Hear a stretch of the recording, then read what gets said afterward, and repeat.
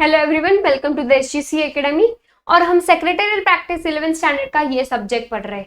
Last session में हमने distinguish between ये डिस्कस किया था, between public company private company, ये डिस्टिंग्विश डिस्कस किया था। और सेकंड वाला डिस्टिंक्शन था between the forms of organisation, distinguish between sole trader, distinguish between joint Hindu partnership form, joint stock company, cooperative society. Last session में हमारा वैसे तो टॉपिक या सेकंड चैप्टर जो था वो खत्म हो चुका था। इस सेशन में हम देखने वाले हैं एक्सरसाइज। हम थोड़ी सी शॉर्ट में एक्सरसाइज डिस्कस कर लेंगे। और ओके, द सो फर्स्ट की correct answer from the options given below. A soul trader has how many members, या हु इज कितने लोगों का ओनर होता है सोल ट्रेडर। सो कितने लोग होते हैं? 1 member. Okay, sole trader is wholly and solely of 1 member. A head of joint Hindu family business is called as, head को क्या कहा जाता है? ये हमने बहुत बार डिस्कस किया है। तो हेड को क्या कहा जाता है? कर्ता। Indian partnership act was passed in the year 1923 and 1932। 1956 तो पक्का ही नहीं है, मुझे तो यही लगता है कि 1956 तो नहीं, 1923 और 32 में क्या आएगा? 1932। Okay, the members of Hindu undivided family business are called as co-partners. Okay, head को क्या कहा जाता है? कर्ता। और यहाँ पे हमने डिस्कस किया है, हेड को क्या कहा जाता है? कर्ता। और वही जॉइंट हिंदू फैमिली के मेंबर्स को क्या कहा जाता है? को-पार्टनर। ओके, हेड को क्या कहा जाता है? कर्ता। The liability of share holders in public limited company is, क्या लिमिटेड है या अनलिमिटेड है?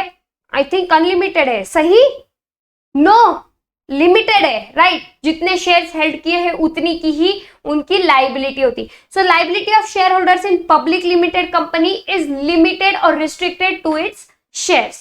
Okay, the minimum number of members required in cooperative society is minimum 10, maximum no definite number. Okay, ठीक है बच्चों।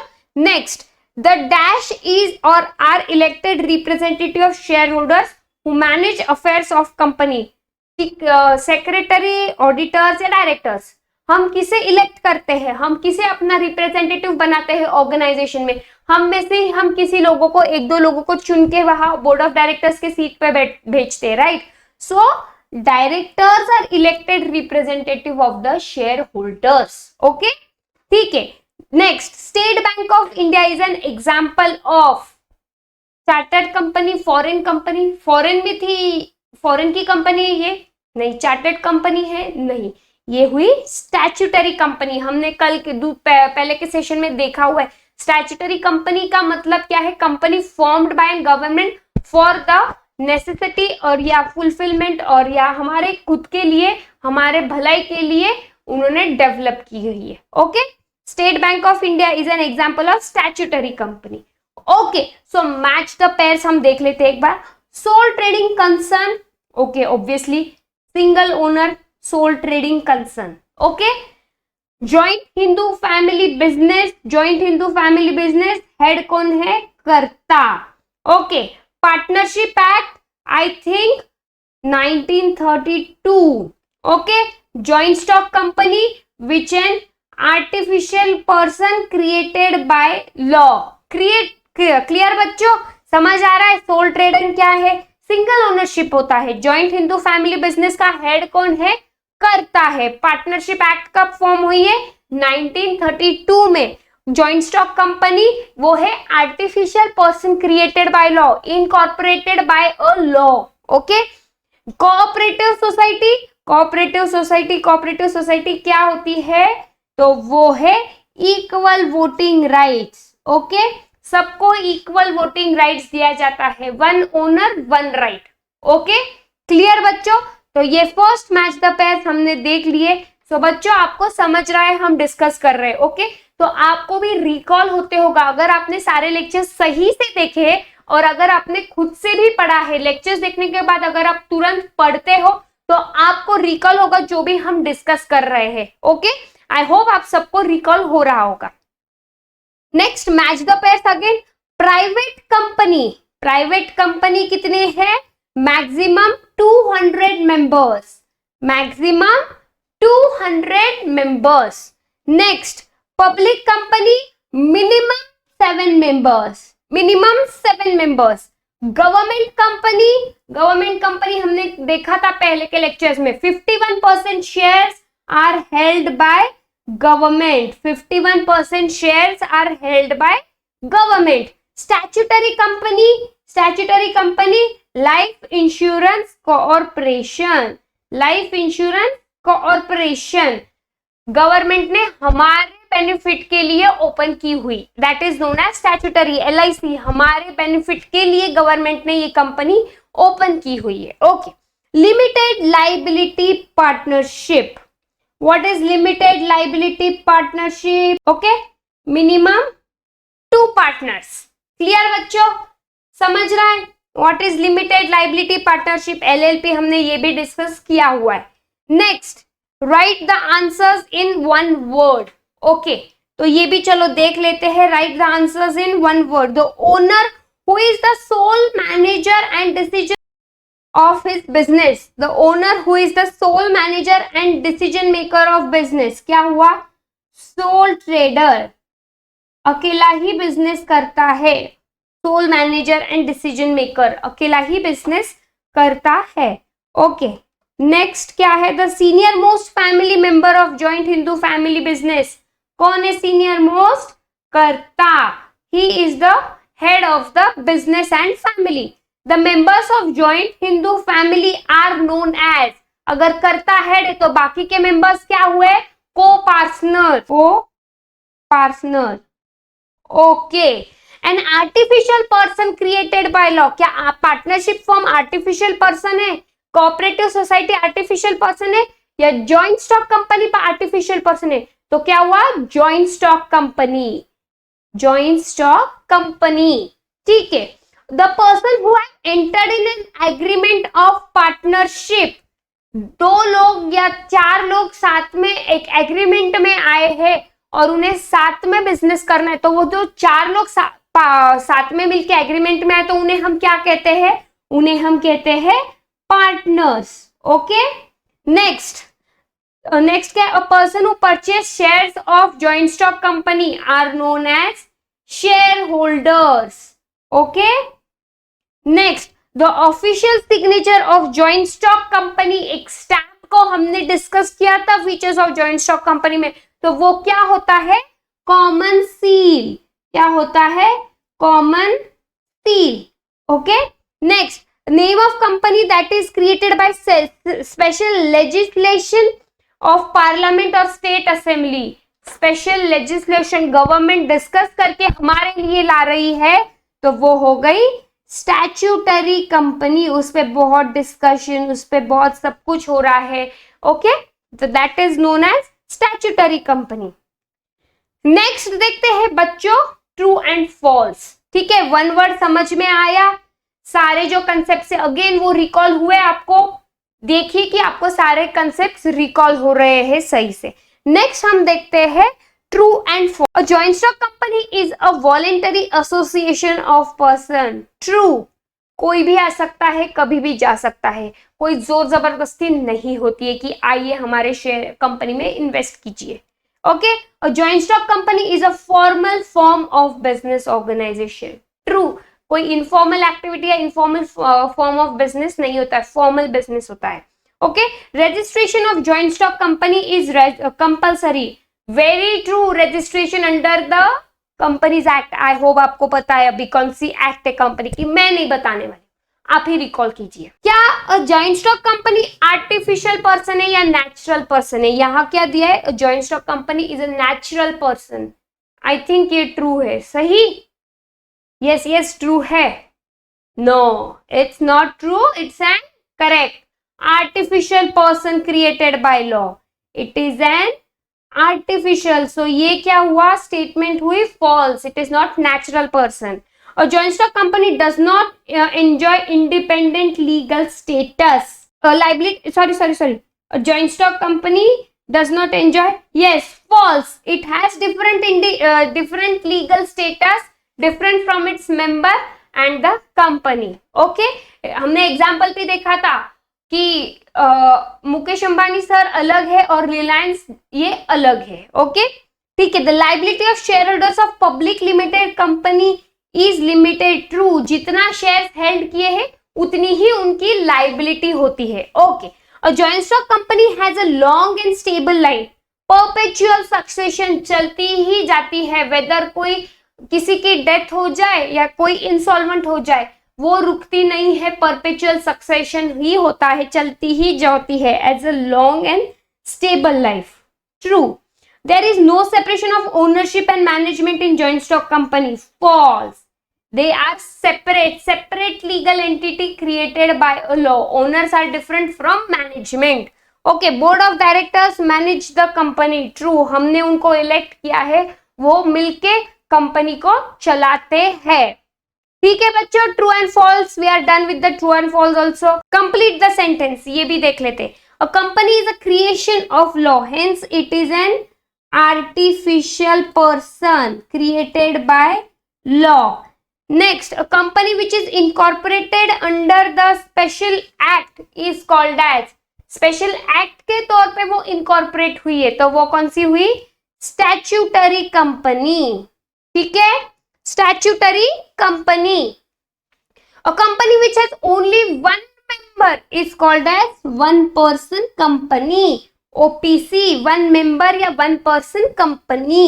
A listed company must follow the provisions of Company Acts and SEBI guidelines। अगर वो listed है तो उसे company के guidelines तो फॉलो करने ही पड़ेंगे, बट साथ ही साथ उसको लिस्टेड है तो इसीलिए सेबी के जो गाइडलाइंस होंगी वो भी फॉलो करने पड़ेंगे, मैंडेटरी होता है। Clear? Complete the sentence, we are done with again this.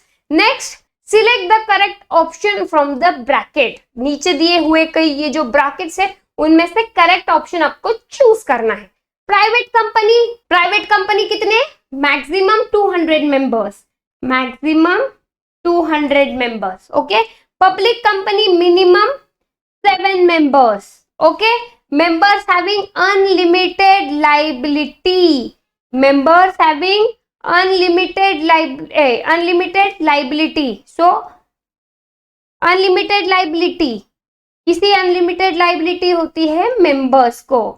Okay, unlimited liability. Incorporated outside India, India में नहीं फॉर्म हुई है।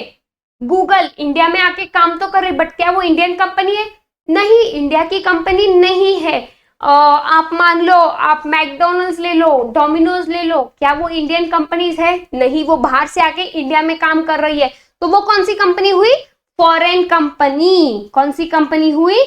Foreign company. ठीक है, okay. Answer in one sentence again. How many members can be there in one person company? Obviously नाम में, question में ही लिखा है one person company. How many members? 1।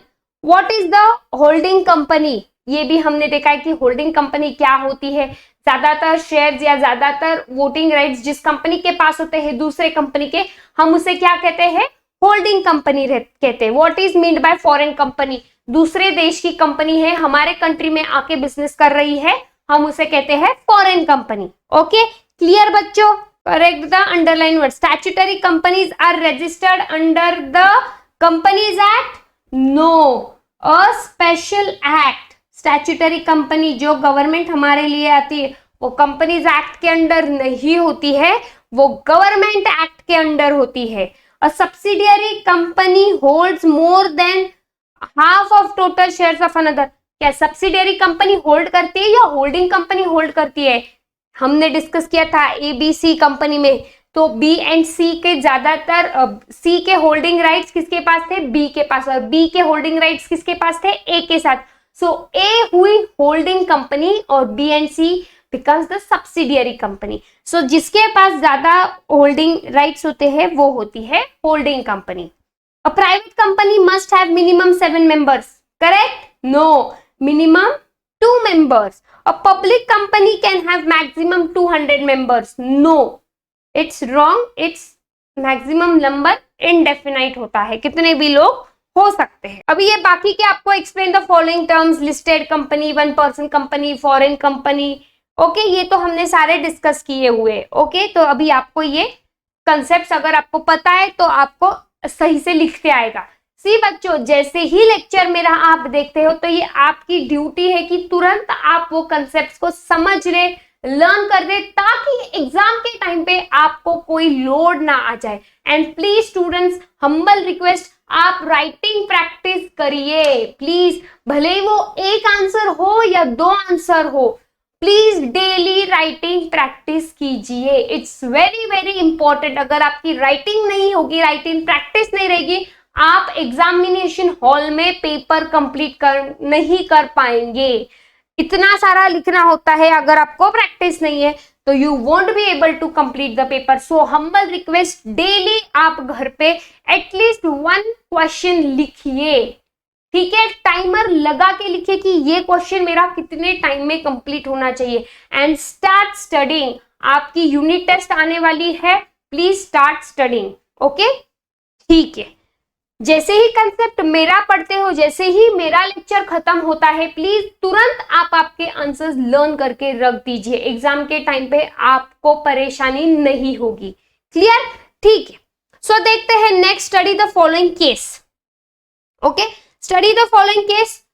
First case क्या है? 2 promoters got super drinks private limited. Promoters की कौन सी कंपनी है? Super drinks private limited, incorporated on 18 Jan 2018. The company has 100 members as on 31st March 2019. Okay, सो देखते हैं क्या है। ये तो केस था कि एक कंपनी इनकॉर्पोरेशन में आई है 11 Jan 2018 और 31 March 2019 तक उनके कितने मेंबर्स थे? उनके थे 100 मेंबर्स। देखते हैं what is the maximum number of member this company can have. The maximum member कितने हैं? ये कौन सी है? Private limited. अगेन हमने देखा था डिस्टिंक्शन में, नाम के आगे अगर प्राइवेट है तो प्राइवेट आना चाहिए। सो ये प्राइवेट लिमिटेड हुई, तो मैक्सिमम नंबर्स ऑफ मेंबर्स कितने होते हैं?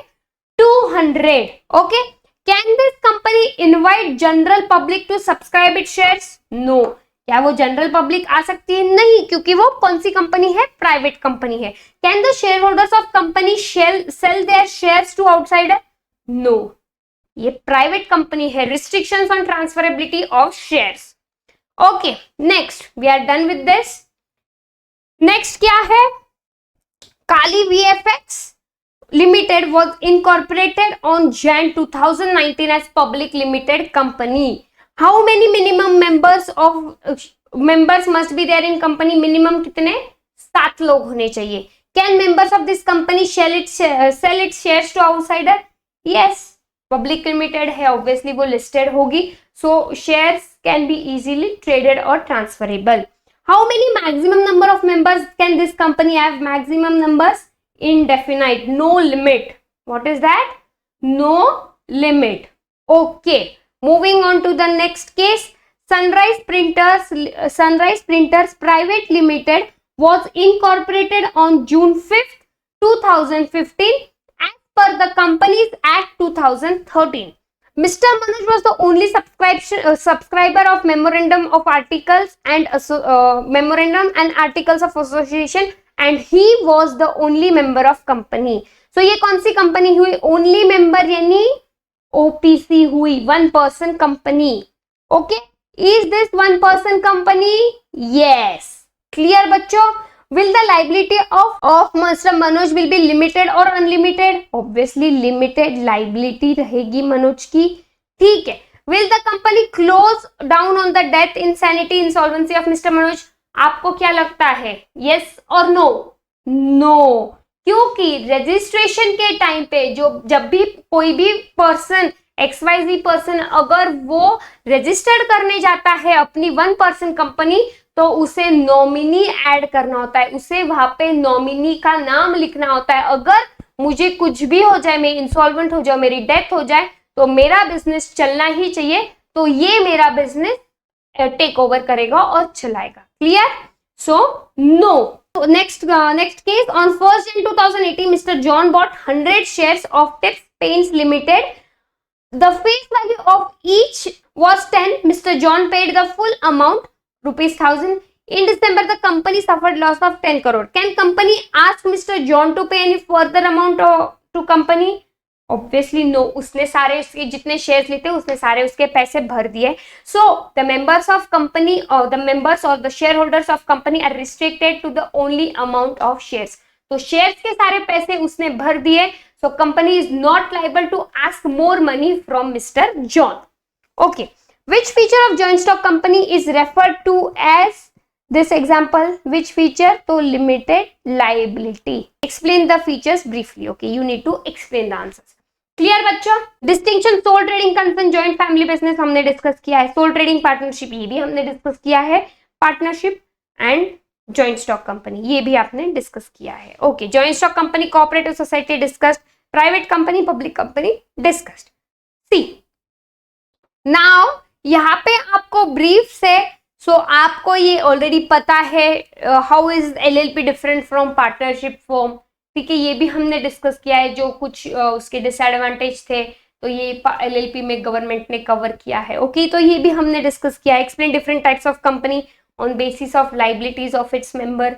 तो किस में किसकी कितनी लाइबिलिटी होती है, जॉइंट हिंदू की कितनी होती है, जॉइंट स्टॉक कंपनी की कितनी होती है, सोल ट्रेडर की लाइबिलिटी कितनी थी, ये आपको यहाँ बताना है. What are the holding and subsidiary company. Okay, ये भी आपको डिस्कस करना है. Justified registration of joint stock company is compulsory. क्यों कंपलसरी होती है, ये आपको जस्टिफिकेशन देना पड़ेगा.